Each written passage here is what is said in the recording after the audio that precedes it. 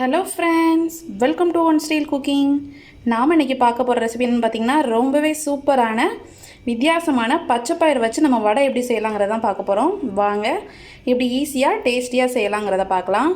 வீடியோக்குள்ளே போகிறதுக்கு முன்னாடி கீழே உள்ள ரெட் கலர் சப்ஸ்கிரைப் பட்டனை கிளிக் பண்ணுங்கள். கூடவே பக்கத்தில் உள்ள பெல் ஐக்கானையும் கிளிக் பண்ணுங்கள். அப்போ தான் நான் போடுற வீடியோ எல்லாமே உடனுக்குடன் உங்களுக்கு தெரிய வரும். வாங்க இப்போ வீடியோக்குள்ளே போகலாம். பச்சைப்பயிறு வடை பண்ணுறதுக்கு 1 கப் போல் பச்சைப்பயிரை ஒரு 2 மணி நேரமாக நல்லா ஊற வச்சுக்கோங்க. ஸோ அப்போ தான் நம்மளுக்கு வடை பண்ணுறதுக்கு கரெக்டாக இருக்கும். இப்போ இந்த தண்ணியெல்லாம் வடிகட்டிட்டு மிக்ஸி ஜாரில் போட்டு ரொம்ப ஃபைனாக அரைக்காமல் கொஞ்சம் குறைன்னு அரைச்சிக்கோங்க. ஒரு மிக்ஸி ஜாரில் நம்ம ஊற வச்சுருந்த பச்சைப்பயிரை சேர்த்துடலாம். இப்போ இது கூடவே பார்த்திங்கன்னா நான் 2 பச்சை மிளகாவையும் சேர்த்து அரைக்க போகிறேன். கூடவே ஒரு 2 சின்ன துண்டு இஞ்சி சேர்த்துக்கோங்க. இஞ்சி நம்ம வடையில் நறுக்கி சேர்த்து பண்ணோன்னா குழந்தைங்க வாயில் கடிபடும். இது நம்ம மொத்தமாக சேர்த்து அரைச்சிட்டோம்னா ஹெல்த்தியாகவும் இருக்கும், டேஸ்ட்டாகவும் இருக்கும். இப்போ இதெல்லாம் சேர்த்து நல்லா குறைன்னு அரைச்சி எடுத்துக்கலாம். பாருங்கள், இந்த மாதிரி நம்ம அரைச்சி எடுத்தாச்சு.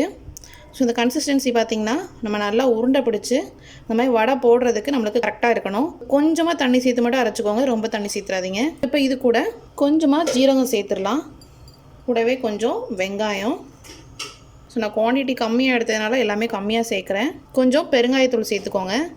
அப்புறம் கருவேப்பிலை. இந்த வடைக்கு தேவையான அளவு உப்பு சேர்த்துடலாம்.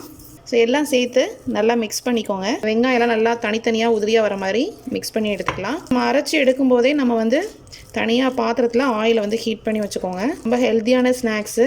ஸோ நல்லா மிக்ஸ் பண்ணியாச்சு. இப்போ நம்ம வடையாக போட்டு எடுத்துடலாம். வடை போடுறதுக்கு முன்னே கையை நல்லா ஒரு பவுலில் தண்ணி வச்சு வாஷ் பண்ணிக்கோங்க. கொஞ்சமாக நம்ம உருண்டை எடுத்துக்கலாம். ஸோ பாருங்கள், நம்மளுக்கு நல்லா கரெக்டாக வருது ஷேப்பு. இந்த ஷேப்னாலும் நம்ம வடை போட்டுக்கலாம். இப்போ நான் அந்த மாதிரி தட்டி போட போகிறேன். ஸோ நல்லா மெல்லிஸாக நான் தட்டுறேன். ஸோ இந்த மாதிரி தட்டி நம்ம ஆயிலில் போட்டு ஃப்ரை பண்ணி எடுத்துடலாம்.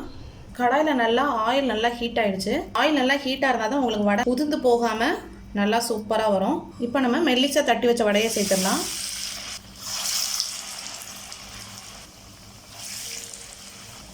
பாருங்கள், ஆயில் நல்லா ஹீட்டாக இருக்கணும். ஹீட் ஆனதும் அடுப்பை மீடியம் ஃப்ளேமில் வச்சுருங்க. ஸோ அப்போ தான் நம்மளுக்கு வடை உள்ள வரைக்கும் நல்லா கிறிஸ்பியாக இருக்கும். நம்ம இதில் சோடா உப்பு எதுவுமே சேர்க்கலை. ஸோ உங்களுக்கு ரொம்ப நல்லா சாஃப்டாக வேணும், நல்லா கிறிஸ்பியாக வேணும்னு நினச்சிங்கன்னா கொஞ்சமாக குக்கிங் சோடா ஆட் பண்ணிக்கோங்க. நம்ம 2 சைடுமே நல்லா ஃப்ரை ஆகிற வரைக்கும் வெயிட் பண்ணி நம்ம மாற்றி போட்டு எடுத்துடலாம். கலர்லாம் நல்லா சேஞ்ச் ஆகிருக்கு. இது வரைக்கும் நல்லா ஃப்ரை பண்ணி எடுத்துக்கோங்க. 2 சைடும் நல்லா ஈவனாக இந்த மாதிரி ஃப்ரை ஆகிருக்கணும். இப்போ நம்ம இதை எடுத்துடலாம். உள்ளே எப்படி குக் ஆகிருக்குங்கிறத பார்க்கலாம். ஸோ பாருங்கள், நல்லா கிறிஸ்பியாக இருக்குது.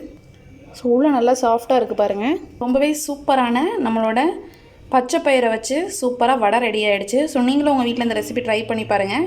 கண்டிப்பாக இந்த ரெசிபி பிடிக்கும்னு நினைக்கிறேன். இந்த ரெசிபி பிடிச்சிருந்துச்சுன்னா நம்ம சேனலை லைக் பண்ணுங்கள், ஷேர் பண்ணுங்கள், சப்ஸ்கிரைப் பண்ணுங்கள், மறக்காமல் கமெண்ட் பண்ணுங்கள். தேங்க்யூ.